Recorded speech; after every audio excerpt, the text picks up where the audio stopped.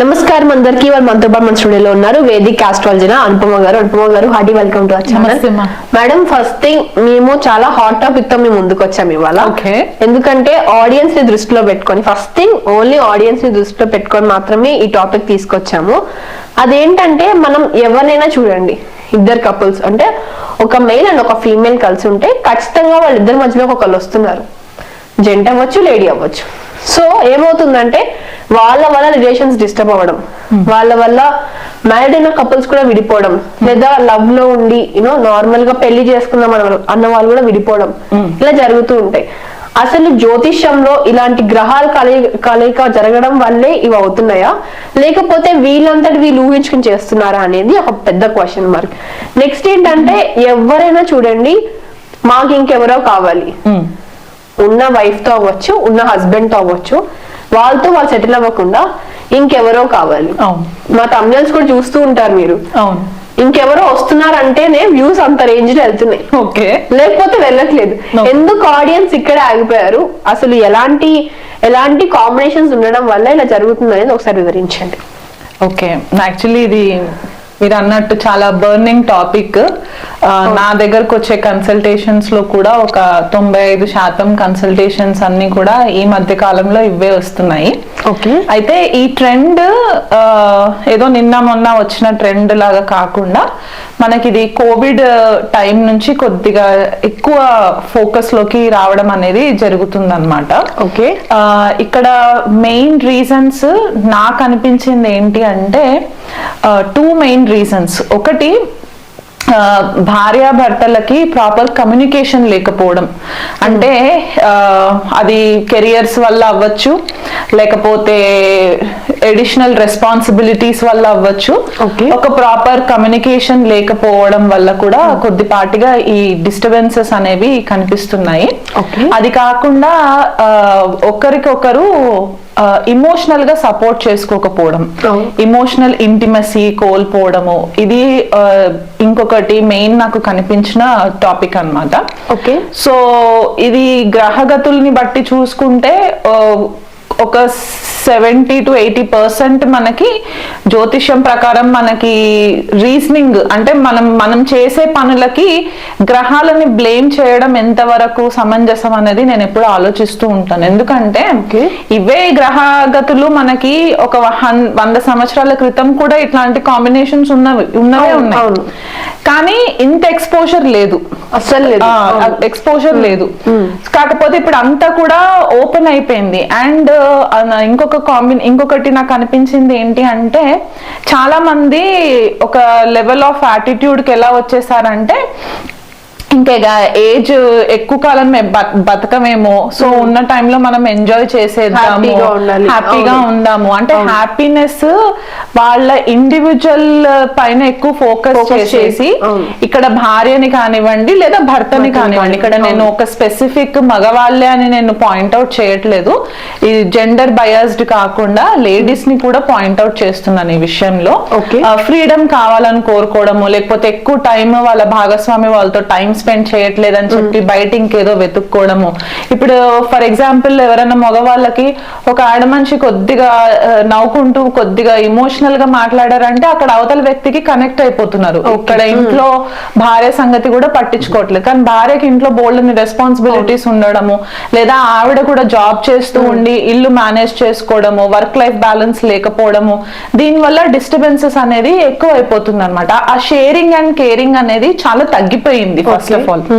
And కొంచెము నేను observe చేసింది ఇంకోటి ఏంటంటే, సోషల్ మీడియాకి ఎక్కువ ఇన్ఫ్లుయెన్స్ అయిపోవడము, మనకు కనిపించేవన్నీ కూడా కరెక్ట్ గా కనిపిస్తున్నాయి, ఇదే రియాలిటీ అని అనుకోవడము, ఒక మాయా ప్రపంచంలో ఉండడము. అంటే ఇంకా రేపు మార్నింగ్ ఏం జరుగుతుంది అనేది ఆలోచన లేకుండా ఈ నైట్ వరకు నేను బాగుంటే చాలు అనుకున్న ఒక మైండ్ సెట్ లోకి కూడా వచ్చేసారనమాట. పిల్లల గురించి పట్టించుకోకపోవడం. సో ఇక్కడ వీళ్ళు చేసే మెయిన్ ప్రాబ్లం ఏంటంటే, వేరే వాళ్ళకి అట్రాక్ట్ అయిపోయి సెల్ఫ్ వాలిడేషన్ కోరుకోవడం అన్నమాట. అంటే వాళ్ళకి అలా అవతల వ్యక్తి కొద్దిగా ఫ్లర్ట్ చేస్తూ మాట్లాడినా లేకపోతే కొద్దిగా కేరింగ్ చేస్తూ మాట్లాడేసరికి సైకలాజికల్ గా వీళ్ళు హ్యాపీగా ఫీల్ అవ్వడం, ఆ టెంపరరీ హ్యాపీనెస్ కోసము వీళ్ళు కొద్దిగా రాంగ్ స్టెప్స్ వేసేయడము, స్ట్రిక్ట్ బౌండరీస్ గీసుకోకుండా ఉండడము, అసలు వాళ్ళు దేని విలువిస్తారు, వాళ్ళ విలువలేంటి, వాళ్ళ ఫ్యామిలీ విలువలేంటి అనేది కూడా ఒక క్షణం మర్చిపోవడము, ఇవన్నీ జరగడం వల్ల ఈ సోషల్ ప్రెషర్ కూడా ఎక్కువ అయిపోవడం వల్ల ఈ ప్రాబ్లమ్స్ అన్ని స్టార్ట్ అవ్వడం మనకు కనిపిస్తుంది. అసలు ఒక సనాతన ధర్మంలో విడాకులు కానీ డివోర్స్ అనే కాన్సెప్ట్ అసలు లేదు టెక్నికల్ గా మనం చూసుకుంటే. కానీ అడ్జస్ట్మెంట్ ఉండేది, కానీ ఆ అడ్జస్ట్మెంట్ కూడా ఇప్పుడు లేకుండా అయిపోయింది. అంటే ఇక్కడ తగ్గాలి తగ్గాలి అదొకటి, ప్లస్ ఒక పర్సన్ భార్య కానీ భర్త కానీ ఒకసారి చీట్ చేశారు, మోసం చేశారు, వేరే రిలేషన్షిప్ లోకి వెళ్ళారు, వీళ్ళు అనుకోకుండా పరిస్థితులు ఇంకొక పార్ట్నర్ కి అనుకూలంగా ఉండి వీళ్ళు దొరికిపోయారు అనుకుందాం, వాళ్ళు అక్కడికి వాళ్ళని వాళ్ళు సరి చేసుకోవట్లేదు, దొరికాను కదా ఒకసారి, నెక్స్ట్ టైం అయిపోయింది, ఇది కంటిన్యూ అవుతూనే ఉందన్నమాట. So cheating is a choice. అది మీరు నేను కంటిన్యూగా చీట్ చేస్తాను అని మీరు మైండ్ ఫిక్స్ చేసుకుని ఉంటే దానికి ఎవరేం చేయలేరు. మీతో పాటు మీ ఫ్యామిలీస్ కూడా పాడైపోతూ ఉంటాయి, అటు పెద్దవాళ్ళు డిస్టర్బ్ అవుతారు, మీ ఇద్దరికి పుట్టిన పిల్లలు ఇంకెక్కువ ప్రాబ్లమ్స్ లోకి ఫేస్ అవుతారు. ఇది ఏమవుతుందంటే గోయింగ్ ఫార్వర్డ్ ఈ చిన్న పిల్లలు రేపు ఒక టీనేజ్ కి వచ్చిన తర్వాత బ్రోకెన్ ఫ్యామిలీస్ నుంచి వచ్చిన వాళ్ళు అయిపోతారు. అంటే ఒక డిస్ఫంక్షనల్ ఫ్యామిలీ బ్యాక్గ్రౌండ్ నుంచి వచ్చిన వాళ్ళు అయిపోయేసరికి వీళ్ళకి ఒక ట్రామాస్ ఉండిపోతాయి అన్నమాట. టైం కి ఫాదర్ సపోర్ట్ ఉండకపోవడము, మదర్ సపోర్ట్ ఉండకపోవడం, దీని వల్ల కంప్లీట్లీ ఫ్యామిలీ ఎన్వైరన్మెంట్ చేంజ్ అయిపోతుంది. గైడెన్స్ కూడా ఉండదు, చెప్పే వాళ్ళు ఉండరు. ఇప్పుడు కొంతమంది ఏంటంటే మేము వెస్టర్న్ కల్చర్ ని చూసి ఇన్ఫ్లుయెన్స్ అవుతున్నాం అంటే, ఏ వెస్టర్న్ కల్చర్ వాళ్ళు మనకు చెప్పలేదు మీరు ఇట్లా మీ ఫ్యామిలీస్ ని పాడు చేసుకోండిరా అని చెప్పి ఎవరు చెప్పలేదు. ఇది మనలో ఉన్న లౌకిక జ్ఞానం, ఆ జ్ఞానం మనకి మన ఫ్యామిలీ బ్యాక్గ్రౌండ్స్ నుంచి కూడా వచ్చి ఉండాలి. అండ్ ఇంకొకటి కామన్ గా నేను అబ్జర్వ్ చేసిన ఇంకొక పాయింట్ ఏంటంటే, ఒకవేళ వైఫ్ అండ్ హస్బెండ్ మధ్యలో ఫర్ ఎగ్జాంపుల్ ఒక 30 ఏళ్ళు లోపు ఉన్న వాళ్ళు 25 to 30 years ఏజ్ గ్యాప్ లో ఉన్న వాళ్ళు పెళ్లిళ్ళు చేసుకున్నారు అనుకోండి, వాళ్ళకి ఇట్లాంటి సమస్య వస్తే పెద్దవాళ్ళ దగ్గరికి వెళ్ళి చెప్పినప్పుడు పెళ్లి చేసేంత వరకు పెద్దవాళ్ళు పెళ్లి చేసేస్తున్నారు, కానీ పెళ్ళైన తర్వాత ఇక్కడ సపోర్ట్ సిస్టమ్ చేంజ్ అయిపోతుంది. సమర్థిస్తున్నారు, అబ్బాయి తప్పు చేస్తే మందలించి అమ్మాయితోటి కాంప్రమైజ్ అయ్యి ఉండేలాగా చేయకుండా పోతే అమ్మాయి వెళ్ళిపోతే వెళ్ళిపోయింది, నీకు నచ్చిన అమ్మాయితో నువ్వు వెళ్ళిపో అన్నట్టు కూడా కొంతమంది పేరెంట్స్ గైడ్ చేస్తున్నారు. అది రాంగ్. ఎందువల్ల అంటే ఒకసారి తప్పుని మనం ఖండించకపోతే ఇది కంటిన్యూ అవుతూనే ఉంటుంది. ఇప్పుడు ఒక అమ్మాయిని వదిలేసిన అబ్బాయి ఇంకొక అమ్మాయి దగ్గరికి వెళ్ళిన తర్వాత ఆ అమ్మాయితో కూడా ఉంటారని గ్యారంటీ లేదు కదా. సో సేమ్ థింగ్ ఇక్కడ లేడీస్ విషయంలో కూడా అంతే. ఒక మగ మనిషి ఒక లేడీని అంటే ఒక వైఫ్ హస్బెండ్ ని వదిలేసి ఇంకొక మగ మనిషి దగ్గరికి వెళ్తే అక్కడ కూడా ఇట్లాగే చీప్ అయిపోతూ ఉంటారు. సో వీళ్ళు సెల్ఫ్ రెస్పెక్ట్ కూడా కోల్పోవడం అనేది కూడా కనిపిస్తుంది. సో కాబట్టి ఈ విషయాలన్నీ కూడా కొద్దిగా కేర్ఫుల్ గా మైండ్ లో అనాలిసిస్ చేసుకొని దీనికి ఎవ్వరు కూడా సొల్యూషన్స్ ఇవ్వలేరు. ఇది పోన్ ఏమైపోతుందంటే ఒక సైకలాజికల్ డిసార్డర్ లాగా కూడా స్టాంప్ అయిపోతుంది అన్నమాట. ఎందుకంటే ఆ టెంపరరీ హ్యాపీనెస్ కోసం ఏదైతే డోపమిన్ మనకి బ్రెయిన్ లో రిలీజ్ అవుతుందో ఆ డోపమిన్ లెవెల్స్ ని మీరు సాటిస్ఫై చేయడం కోసం అని చెప్పి మీ రిలేషన్షిప్ ని మీరు డిస్టర్బ్ చేసుకోలేరు కదా. అండ్ మనకి హిందూ సనాతన ధర్మంలో ఉన్న స్పెషల్ రిలేషన్షిప్ మ్యారిటల్ రిలేషన్షిప్, మనం దానికి కూడా వాల్యూ ఇవ్వకుండా మనము ఇష్టం వచ్చినట్టు చేసుకుంటూ పోతే సొసైటీలో మనకి ఇంకా వాల్యూ సిస్టమ్ లేదు అన్నట్టే అయిపోతుంది కదా.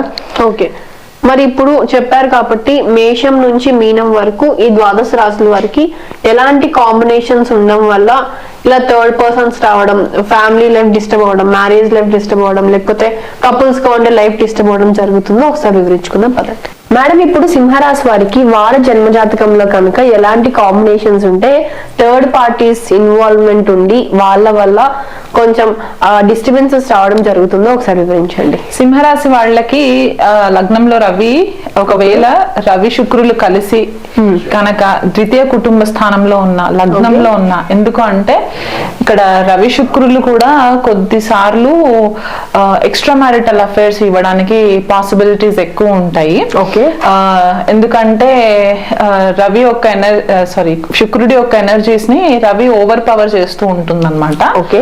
సో ఇక్కడ ద్వితీయ కుటుంబ స్థానంలో కన్యా రాశి అవుతుంది కాబట్టి సింహ లగ్నం వాళ్ళకి అది శుక్రుడికి నీచ స్థానం అవుతుంది అనమాట. ఓకే. సో ఇక్కడ క్వాలిటీస్ అన్ని కూడా కొద్దిగా రిఫైన్డ్ క్వాలిటీస్ అన్ని కూడా కొద్దిగా డౌన్ అయ్యే ఛాన్సెస్ కనిపిస్తూ ఉంటుంది. ఓకే. సో రవి శుక్రులు కలిసి లగ్నంలో ఉన్న, ద్వితీయంలో ఉన్న లేదా వ్యయంలో ఉన్న, ఎందుకంటే కర్కాటక రాశిలో కూడా శుక్రుడు అంత ఫేవరబుల్ రిజల్ట్స్ ఇవ్వరు కాబట్టి అక్కడ కూడా out side of the marriage వెళ్ళడానికి ఛాన్సెస్ ఎక్కువ కనిపించే పాసిబిలిటీస్ ఉన్నాయి. ఓకే. ఈ రెండు కాంబినేషన్స్ కి మనకి రాహు దృష్టి పడిన, అంటే రవి శుక్ర రాహులు కలిసి ఉన్నా, లేకపోతే రవి శుక్ర కుజులు కలిసి ఉన్నా, ఇక్కడ మూడు గ్రహాల కాంబినేషన్స్ ఉన్నా, అంటే యుతిలో ఉన్న కనీసం దృష్టి పడినా కూడా మనకి కాంబినేషన్స్ వర్క్ అయ్యే ఛాన్సెస్ కనిపిస్తుంటది. అండ్ రవి ఒకవేళ తులారాశిలో ఉంటే తృతీయ కమ్యూనికేషన్స్ హౌస్ లో మనం గనక చూసుకున్నట్లయితే అది మనకి శుక్రుడి యొక్క స్వక్షేత్రం అవుతుంది అనమాట. సో అక్కడ కూడా ఈ కాంబినేషన్స్ పడినా, లేదా చంద్ర శుక్రులు కలిసి తులారాశిలో ఉన్న, అంటే సింహ లగ్నం అయ్యి తులారాశిలో కూడా ఇవి ఉంటే గనక, తులలో ఉంటే గనక ఈ కాంబినేషన్స్, అప్పుడు కూడా కొంచెం పాసిబిలిటీస్ ఉంటాయి. అండ్ సింహ లగ్నం కానీ సింహరాశికి సప్తమాధిపతి శని అవుతారు, అంటే కుంభరాశి శని రాశి అవుతుంది. ఈ కుంభరాశికి శనితో పాటు రాహుని కూడా మనము రూలింగ్ ప్లానెట్ గా చెప్పుకుంటాం కాబట్టి, కో రూలింగ్ ప్లానెట్ గా ఇక్కడ శుక్రుడు కనుక శుక్రకుజులు కలిసి కుంభరాశిలో సప్తమ స్థానంలో ఉన్నా, లేకపోతే శుక్రరాహువులు కలిసి సప్తమ స్థానంలో ఉన్నా, షష్ఠ స్థానంలో ఉన్నా మకర రాశిలో ఉండేసరికి ఏమవుతుందంటే ప్రాక్టికాలిటీ ఎక్కువైపోతుంది. సో దానివల్ల ఏంటంటే ఏమవుతుందిలే, ఎవరికి బయట పడదు కదా, నేను ఇట్లాగే మెయింటైన్ చేసుకుంటా అనే ఒక మైండ్ సెట్, అహంకారం వచ్చేస్తుంది, మొండి ధైర్యం వచ్చేస్తుంది అనమాట. అండ్ ఇక్కడ మకర రాశిలో ఒకవేళ శుక్రుడు కుజుడితో కలిసి ఉంటే ఇక్కడ కుజుడు ఉచ్చ పొందుతాడు. సో ఒక డైనమిజం వచ్చేస్తుంది, ఒక డామినెన్స్ వచ్చేస్తుంది అనమాట. ప్రాక్టికాలిటీ చాలా స్ట్రాంగ్ అయిపోతుంది. దానివల్ల కూడా ఇబ్బందులు పాలయ్యే ఛాన్సెస్ కనిపిస్తాయి. ఈ సింహ లగ్నం వాళ్ళకి శుక్రుడు గనక నీచ స్థానంలో కన్యలో ఉన్న, మన కర్కాటక రాశిలో ఉన్న, కేతుతో కలిసి ఉన్న, కొంతమంది జెంట్స్ హారోస్కోప్స్ లో నేను చూసింది ఏంటి అంటే శుక్రకేతువుల యుతి ఉన్నా కూడా ఎక్స్ట్రా మ్యారిటల్ అఫైర్స్ కి వెళ్ళడానికి చాలా పాసిబిలిటీస్ ఉంటాయి.